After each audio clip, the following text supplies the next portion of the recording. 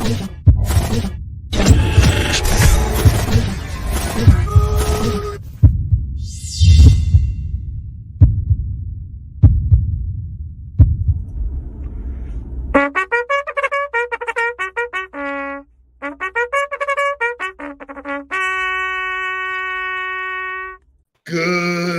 morning. Wow, what an end of the month, dude. It has been fast and furious.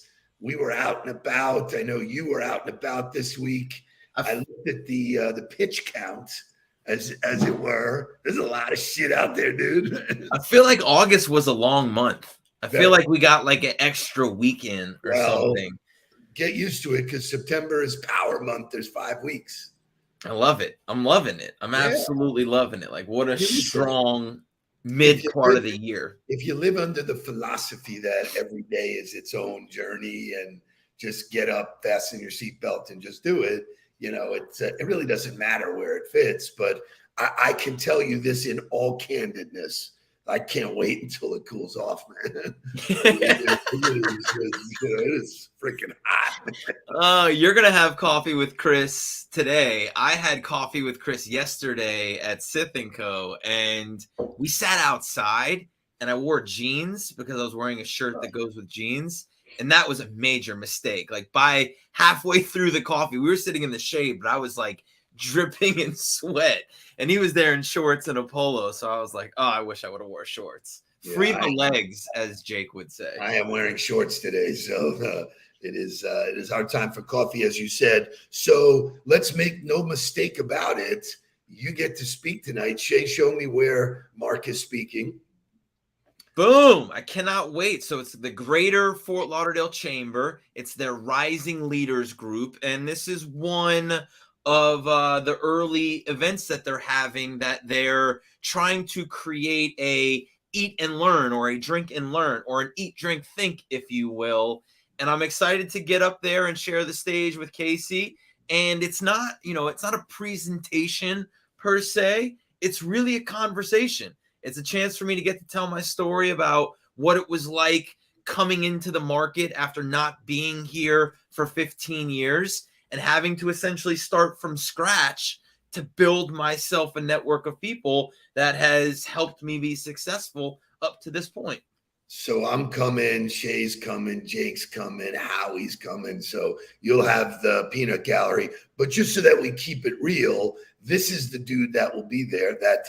You're we're doing it, baby. Show me the journey, baby. Oh, yeah, that's wonderful. That's August 31st. Listen, August 31st, 2013. That man was getting ready to play Purdue. And that is correct. You were at the team hotel, and that was unbelievable. What a picture that is. Kitty, what a hairstyle with glasses. Kitty will be there. Good stuff. So I was out last night with my favorite gentleman who runs Aflac. Oh, so Shay, they said it was a black screen. What happened? Oh, they didn't get to see the picture? Thank God. Yes, that's a win for me. That is a win for me. You have no idea what you people are missing. He's on YouTube, so he saw it. People on YouTube got to see it. So thank you, LinkedIn, for messing up again. But I was out last night doing what I love to do, and that's connecting the dots. Shay and I went and met with Rick Whalen. We're developing more strategies for the Aflac business. We brought our new friend, Matt DiGregorio. And, when you just hit it right, you hit it right. So we were at Count de Monte Cristo in Boca, smoking, drinking. Everybody got hungry. We walked next door. We went to New Haven Pizza. Look at that pizza, Howie. That's some good pizza. Yeah, pizza looks legit. And that pizza turned out to be this pizza. Didn't last long. Just the craziness. Anyway, fun night. Really shout out to Rick Whalen. He tells us, and this is the power of the huddle. He goes, when we mention his name, his phone is lit up all day, his phone and his email with people we don't know. They go, dude, I'm glad you turned me on to that huddle. We watch him all the day. So, that's awesome. Crazy. Oh, Scott. Thanks, Scott. Appreciate that. Awesome. So that's all the fun stuff. It's Wisdom Wednesday. We had our bald brother, Gino, on yesterday, which we got amazing response to. We had his remedies this morning, the quiet quitting remedies. Let's wake up and get right to it. Wake up, everybody. Get up, get up, get up, get up. Wake up. Come on, come on. Wake up, everybody. Teach a new way. Maybe then they'll listen what you have to say. Wake up, everybody. No more sleeping in bed. No more about to thinking, time to thinking ahead. Come on.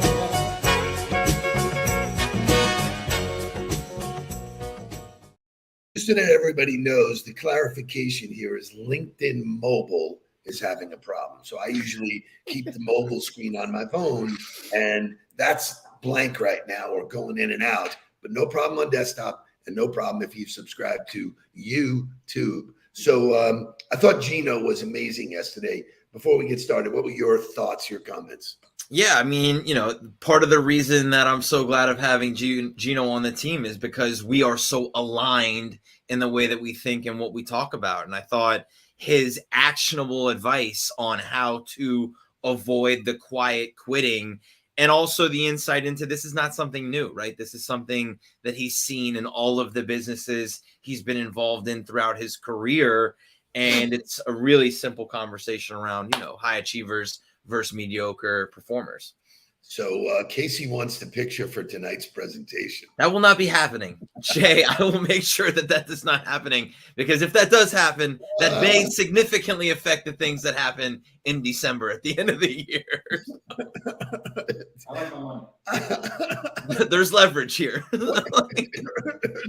I think it reminds me of Goodfellas, where it's like, I want my money. Give me, Right? give me my money. So Gino followed up and left us some nuggets. You called them noodle nuggets. He said, here's some stuff for employers. Here's some stuff for employees. You want to dive into it? Yeah, sure. I mean, he gave it very, very simple, actionable, what you need to do from an employer side, which the first thing was hire right. And I think when he talks about that, he says, improve your hiring process to ensure that you have the right fit and don't settle. That's the last part of that, I think, is what's really important, right? Like, if you define a seat, if you define that you are in need of a human being, then you should never settle for bringing somebody into that role, or never try to sell yourself on why that person is a fit, because the integrity of the organization is so important to the future success of it, that if you choose to sell yourself, or you try to sell yourself, or if you settle for somebody, then you're immediately impacting what the potential is for the organization. So I think it's really interesting, because you used to recruit players every year. That was your hiring process. Who you hired, who you brought in the organization matters. Right. Talked about right person. A lot of football terms are, best available person, regardless of position. You bring in the right people, the right things happen. You always find a home. That to me was when he said, usually you find great people when you're not looking. That's the whole point, is don't settle. If just because you're looking doesn't mean you have to apply the pressure to yourself to fill that job. If you need that person, or you need that role filled, find different ways to fill it until you find the right person to hit it. So I love the list. I know I can't wait for Gino to do that for some of our clients. But the interesting thing to me is that the word alignment showed up for employers. Yep. And it showed up for employees as well. It's like, if you're not asking the right questions, if you're not digging deep and saying, hey, what's going on here? Why is that position open? I don't know who the birds, who that is. Do you know? I don't know who the birds are on YouTube, but I love the name, and thanks for being here this morning. But one thing he talked about in there was involvement from the employer side, right? And involving people in the development of goals, in the roles and responsibilities, in the growth and keeping people, engaged with what's happening is important. I was watching the Hulu documentary about the Lakers this morning, finished episode 2, and I don't know that there's a better embodiment of that when the head coach, which was Pat Riley, in front of the entire audience goes, "I'm guaranteeing you we're winning a second championship." People went nuts. The reaction from the players was like, "Dude, Fuck. what the?" And then after that, his explanation was, "I'm gonna make you own your greatness. I'm not going to allow you to take a breath. I'm going to involve you in this. I'm going to pull you in with me to say, hey, we're better than what we've done in the past. We're better than just one championship. I'm going to force you to own the standard of being as good as you could possibly be." And he talked about all of the maturity and all of the things that happened after that. But being a part of it together and saying, I may set the standard, but I'm only setting the standard to hold you accountable to what I know you're capable of. I was like, it's like 5:30 in the morning. I have this on the TV and I'm like, this is the most fantastic thing I've ever seen. Laura asks a real question, and this is why I love this format and I love our call. People for our call today reached out and gave us a win and said, what do you want to work on? So this is a really good question. When you wake up early and you have your time choreographed, there's plenty of time for input of information. To me, it's like, you drink stuff about Pat Riley, you're a better person during the day. You just are. Right. You're just oozing all of this stuff. So if you get up and you put shit in your system, if you watch the news, right? Ooh, man, then you're all funked out about how bad everything is and all the garbage. If you put good in, good comes out, naturally. And so it really is a fantastic question. If your diet is what you view, what you read, what you listen to. I was listening to some amazing, Tim Ferriss put together something really cool. And he said, I don't get to listen to all the podcasts I want of even the people I like. So he reached out to certain people and he said, send me your best, send me your best, send me your best.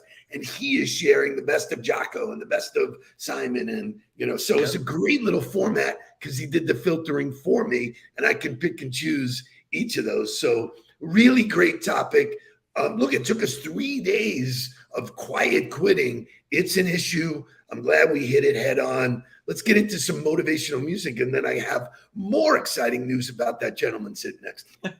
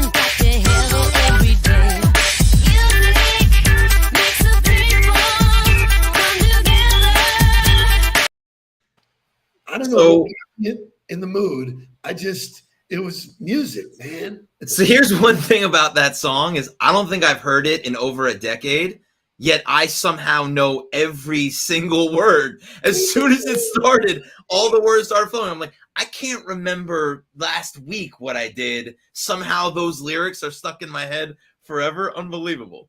Nice to see everybody migrating over to YouTube. Thank you. This is the place to be, obviously, because they have their shit together. It never goes wrong there. LinkedIn continues to struggle. But more exciting news on this son of mine that is just conquering. I think of you as Pac-Man. You are just plowing through challenges. So the book launches next week, which we're super jacked about. That is a real body of work. So congratulations there. But you don't have to wait to write a book to share your thoughts. And there are platforms like Medium, which now Mark is a Medium author. Yeah. So the first article on Medium is out, and it's about embracing change, which the foundation of that article is actually the forward of your book, right? I mean, that's where I first really thought about. I was sitting there at Lafayette. It was my fifth school in 10 years, or it was my fifth school in my coaching journey. And it was like, let me really embody what the struggle of change is, because you could tell yourself all the right things. You could say, I'm going to embrace it and I'm going to find the opportunity in it, but that doesn't make it easy.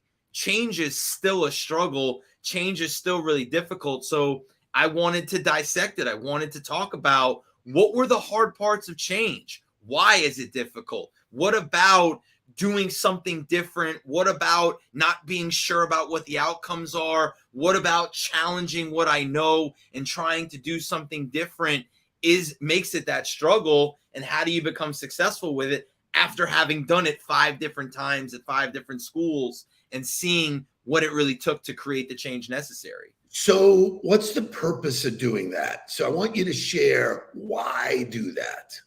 So for me, it's about understanding, right? For me, it's about not just going through the journey, but it's about, and this, I guess, is a coaching skill.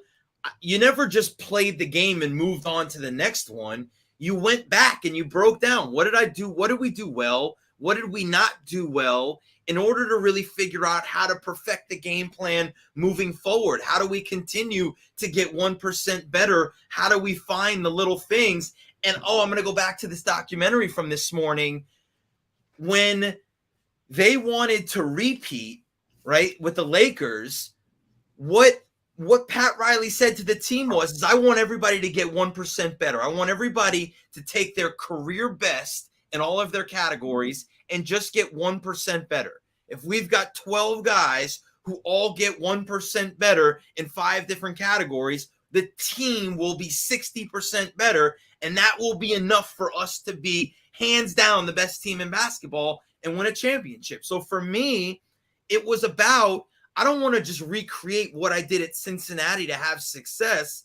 I really want to understand what we did there, and how do I take that and navigate some of the changes that didn't go well and get better at what I did, so that I wasn't just recreating, but I was doing something better. We were getting better as we handled all these changes. And that's what it's about to me, is I can't know how to get better unless I take the time to review what happened and give an honest evaluation of it on both sides. So I love that. I think the fabulous nature of the world we live in is like, if years ago, if you'd said to me, write an article and I'll get it printed in the New York Times, you'd go, you can do that yourself. And what is so, clever about or candid about all of this stuff is crazy, is that years ago, I created a Medium channel, started to develop content, switched into LinkedIn, and basically forgot about Medium. Right. So I pulled my Medium article, which was December 6th, 2017. There's a whole bunch of stuff there. But, I had said when Mark was 31, the world I was accustomed to changed dramatically. What seemed like out of nowhere, I was faced with the responsibility of shaping and molding this little human being, which was your son.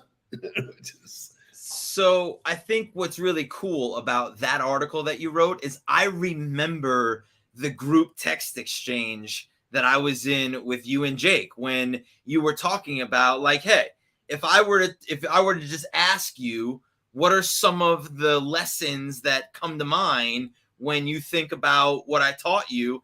And we just started firing them in the group chat, and it was so cool to have that list of sayings, and these are stuff we've talked about before. These are legitimately the backbone of what our brand was. Right. What was it like to be a Nudelberg? Yeah. Number one, if you're going to shake my hand, shake it firmly. Bam. Don't be that wet fish at the market, man. I love that. Some crazy stuff. I did 15. We're not going to do all of them. Be a great tipper. So like my grandfather taught me, you'll never think about the extra money that you left, right? They will, So, I always, and you used to say to me, Dad, man, you tip everybody. Yeah. Go watch Goodfellas. Jimmy is tipping everybody, man. Boom. You know what? Because that's how you make your way in the world. You recognize people who are providing a service. Now, let me ask you this. What does TIP stand for?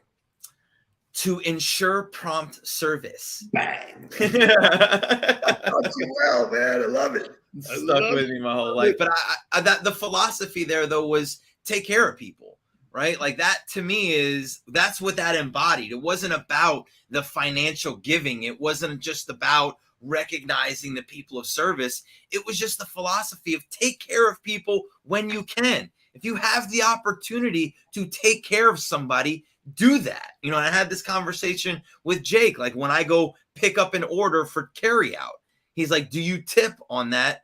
I do every single time. I don't tip the same as I would as if I was there in the restaurant getting service, but I know that I have the opportunity to take care of the cooks in the back, the people working the register, the people working at the restaurant. Why would I not take part in that? So that philosophy of tip everybody is just putting out there what you want in return at some point and having faith that whatever you put out there comes back to you tenfold. So I love, first of all, that you're still up, Virginia. It's like amazing to me that you show up early.